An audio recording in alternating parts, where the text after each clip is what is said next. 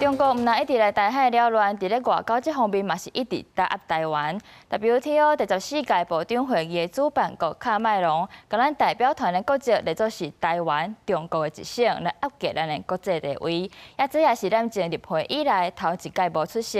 咱的外交部譴責卡麥隆安尼做，根本就是對中國在咧欺負台灣。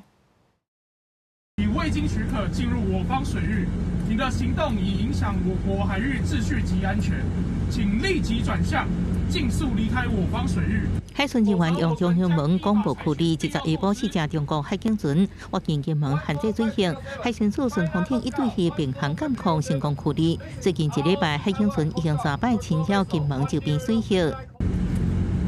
面對中國鋪設地帶侵擾台灣外交空間，也被打壓。世界貿易組織 WTO 第14屆部長會議要召開，不過主辦國卡麥隆煞佇咱代表團的一句簽證國籍拿，顯示台灣中國一省，嚴重貶抑咱的地位。外交部強烈譴責。對於喀麥隆護從中國，漠視過往主辦國尊重我國不隸屬其他會員國的良好慣例，嚴重損害了我國在 WTO 架構下作為會員的平等與會權利。外交部表達最強烈的譴責。這荷蘭會自2001年出席通過集會函的第4屆部長會議以來第一擺被迫無參加。中國一直在國際空間以種原則來打壓台灣。親像會自2017年以來，台灣已經連續9年無得到邀請參加世界衛生大會，就連國際民航組織大會，也會自2016年開始已經真濟屆無受邀請參加。